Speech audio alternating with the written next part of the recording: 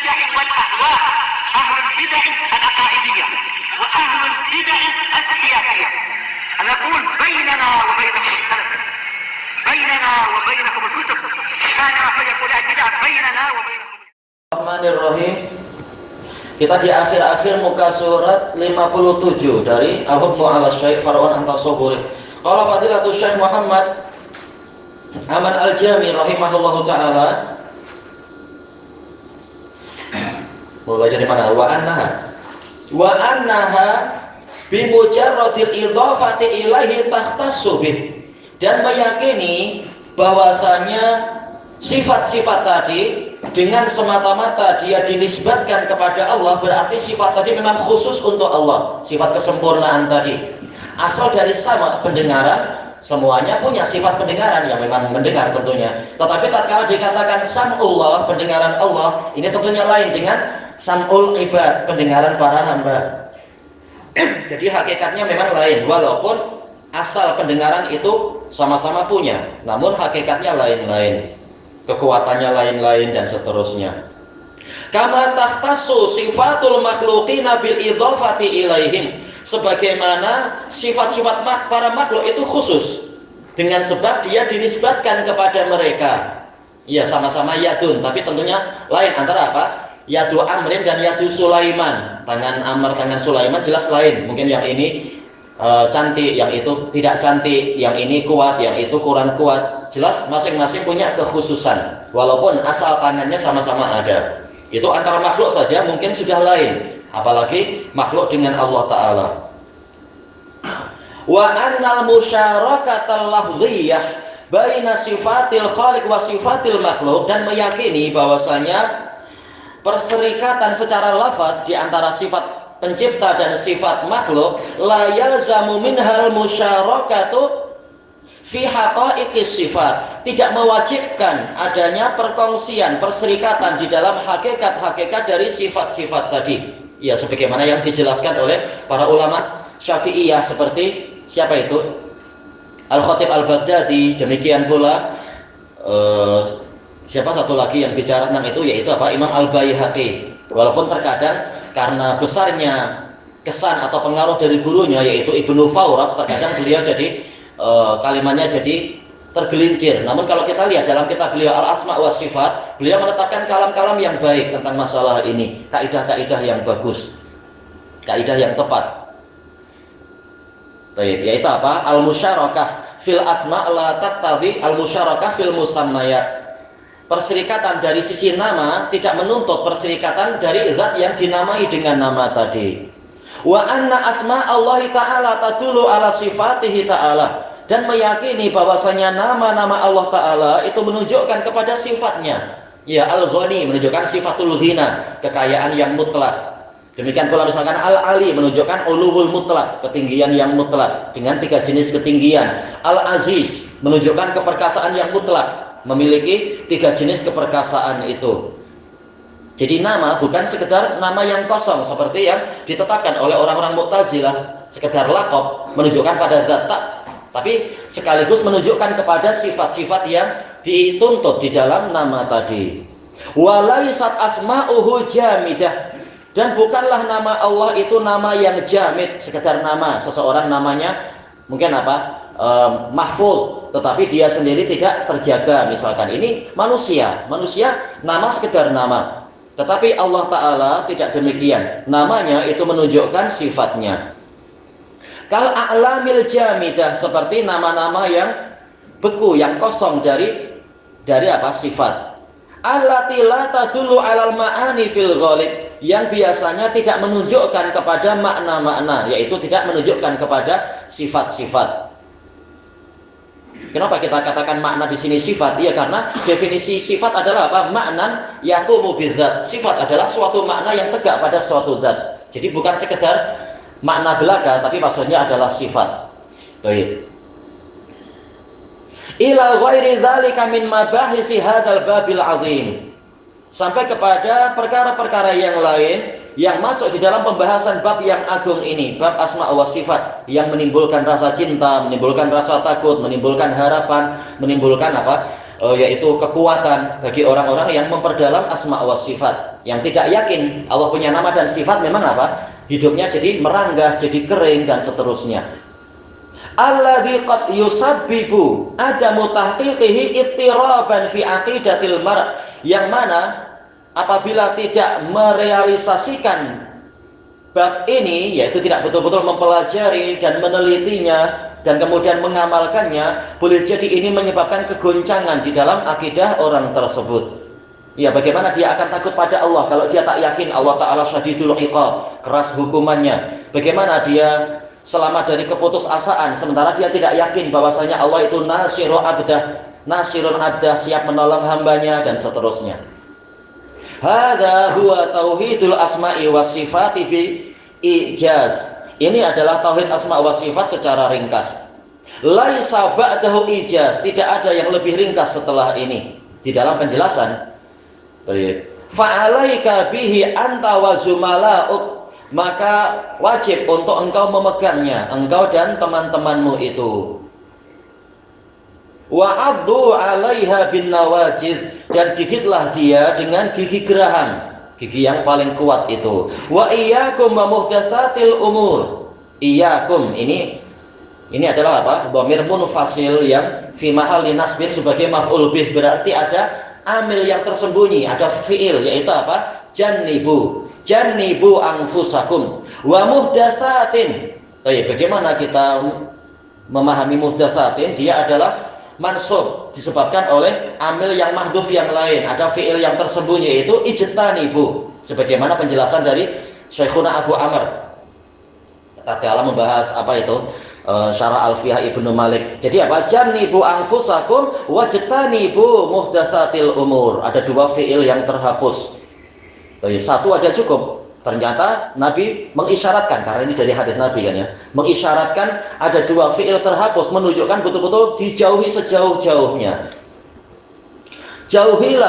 Jauhkan diri kalian dan jauhilah perkara-perkara yang baru, minat tahrifi wal ilhad, yang berupa pemesongan, penyelewengan itu, wal ilhad yaitu penyimpangan yang sangat jauh, ilhad. Wa tasbih, penyerupaan, wa tajsim yaitu penggambaran jisim, membayangkan Allah tingginya sekian-sekian. Jauhi itu. Yang kedua, alimtu min muhadarati syatti allati humilat ilayya. Saya mengetahui dari ceramahnya si Syatti ini yang dibawa kepada saya biwasitati ba'dil asyrithah, dengan perantaraan sebagian kaset. Di zaman itu ya belum ada MP3. Bi annahu sakhira min kitabaini muhimmain jiddan. Dia mengejek dua kitab yang sangat penting, fil mabhasil ladzi nahnu bisadadih, di dalam pembahasan yang kami sedang ada di dalamnya, sedang membahasnya. Dia mengejek dua kitab. Mabhasil asma'i was sifat, tentang pembahasan asma wa sifat, bi uslubin ghairi la'iq, dengan metode yang tidak layak. Ya, dia mengejek dua kitab yang agung. Menyusun kitab macam itu aja tak mampu dia. Samahahullah, semoga Allah memaafkan dia. Ahaduhuma al-aqidatul wasithiyah. Yang pertama adalah kitab akidah wasithiyah li Syekhul Islam Ibnu Taimiyah, yang mana para ulama di zamannya melaporkan ke pemerintah tentang Syekhul Islam telah menyesatkan umat, membuat ajaran yang menyelisihi para ulama terdahulu. Lalu dibuat apa? Dibuat mahkamah. Syekhul Islam menyebutkan satu persatu, menjelaskan isi dari akidah wasithiyah dan menukilkan ucapan para a'immah sebelum beliau. Dan beliau mengatakan, saya beri kalian semua waktu 7 tahun untuk membuktikan satu saja kalam saya yang tidak sesuai dengan ulama-ulama terdahulu. Ternyata apa? Sampai sekarang para ulama tersebut tak mampu membuktikan kalam Syekhul Islam itu menyelisih ucapan ulama terdahulu. Terdahulu adalah ulama salaf. Baik. Kemudian apa, si walinya, wali waktu itu yaitu apa, amirnya mengatakan, gini aja, biar tidak terjadi khilaf di antara kalian, katakan saja bahwasanya akidah wasithiyah ini ajaran Imam Ahmad bin Hambal, agar langsung dinisbatkan kepada salah satu dari madhab yang muktabar. Kata beliau, ini bukan hanya ajaran Imam Ahmad bin Hambal, bahkan di zaman beliau, para a'imah semuanya dan sebelum beliau, lalu disebutkan satu persatu, dinukilkan kitab-kitabnya oleh Syekhul Islam. Baik. Itu sebagaimana diceritakan oleh Syekhul Islam di dalam kitab khusus tentang masalah ini, Mahkamah terhadap Akidah Wasithiyah, menceritakan peristiwa di hari itu. Sanihima, kitab yang kedua, Syarhul Aqidati Thahawiyah. Inna dzikrahu lil kitabain, syarah Aqidah Thahawiyah yang dimaksudkan adalah punya siapa? Ibnu Abil Is Al-Hanafi. Ulama dari kalangan Hanafiyah, namun betul-betul mendukung kebenaran mazhab salaf. Menukil kalam Syekhul Islam Ibnu Taimiyah, Ibnul Qayyim dan yang lain-lain di dalam syarah tersebut. Inna dzikrahu lil kitabaini bidzalikal uslub, sesungguhnya disebutkannya oleh si penceramah itu terhadap dua kitab ini dengan metode yang mengejek, dallana ala annahu laisa lahu ittila'un ala ma fil kitabain.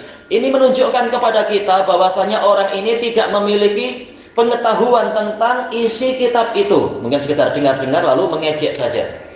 Wa qadiman qil, pada masa lampau telah dikatakan manjahila syai'an ada. Yang lain membaca jahula tak masalah. Barang siapa tidak mengetahui sesuatu, dia akan memusuhinya.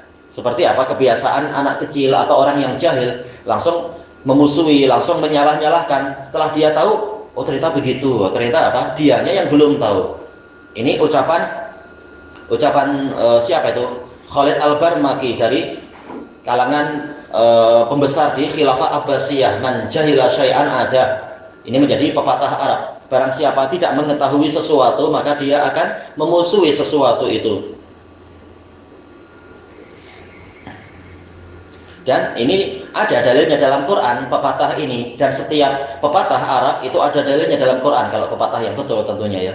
Perumpamaan yang betul itu ada. Sebagaimana disebutkan oleh gurunya Imam Syafi'i, Imam Sufyan bin Uyainah. Setiap pepatah Arab itu ada dalilnya di dalam Quran. Demikian pula yang ini, man jahila syai'an ada. Di antara dalilnya kata para ulama adalah apa? Bal kadzdzabu bima lam yuhitu bihi ilm. Bahkan mereka mendustakan sesuatu yang mereka belum meliputi ilmunya. Walamma ya'tihim ta'wiluh, padahal hakikatnya belum sampai kepada mereka. Wa hadza mauqifun la yaliqu bi amsalih, dan ini adalah sikap yang tidak layak untuk orang semisal dia. Bal minal insaf, mestinya seharusnya termasuk dari keadilan adalah ayat toli'a ala ma fil kitabain. Dia mempelajari dulu, membaca lebih dahulu apa yang ada di dalam dua kitab itu. Summa yantaqida, kemudian baru dia mengkritik in kana hunaka ma yujibul intiqad, apabila di sana memang ada perkara yang mewajibkan untuk dikritik. Wa illa, karena jika tidak demikian, yasifuhuma biwaqi'ihima inistato, mestinya dia mensifati dua kitab tadi dengan kenyataan dari dua kitab itu. Kalau tak mampu mengkritik, maka sifati dua kitab tadi sesuai dengan kenyataannya inistato, kalau dia mampu. Au yaskut, atau dia diam. Wasukutu astar wa aslam, dan diam itu lebih menutupi diri dan lebih selamat daripada bicara malah ketahuan buruknya dirimu sendiri, bicara sesuatu yang engkau belum tahu tentang ilmunya itu. Baik. Seperti yang dialami oleh guru dari penulis buku ini, Syekh Muhammad Aman Al-Jami. Guru beliau siapa? Syekh Muhammad Khalil Harras, pengarang Syarah Aqidah Wasithiyah. Beliau dahulunya adalah ulama ahli kalam nomor 1, termasuk nomor 1 di zamannya. Ulama Azhar beliau. Untuk risalah doktorah, beliau mendapatkan tugas untuk mencari kesalahan-kesalahan Ibnu Taimiyah. Maka beliau pun masuk ke maktabah, dan memang maktabah Al-Azhar itu penuh dengan kitab-kitab Syekhul Islam. Tapi tidak diamalkan. Tatkala beliau mempelajari itu, menulis, tahu-tahu beliau malah mengarang kitab Syekhul Islam Ibnu Taimiyah As-Salafi. Dan beliau bahkan membantah ilmu kalam habis-habisan dan mengatakan justru Ibnu Taimiyah lah yang benar. Ya, setelah mempelajari baik-baik baru tahu ternyata selama ini kita yang keliru. Ini diceritakan sendiri oleh pengarang kitab ini, Syekh Muhammad Aman Al-Jami. Ana dulu mendengarkan Dars beliau, dars akidah wasitiyah, rekaman dari awal sampai akhir. Beliau cerita tentang gurunya itu. Malah jadi taubat setelah mempelajari kitabnya Syekhul Islam, malah jadi taubat dari ilmu kalam yang selama ini dipelajari di Al-Azhar. Thayyib, ilahuna wallahu a'lam.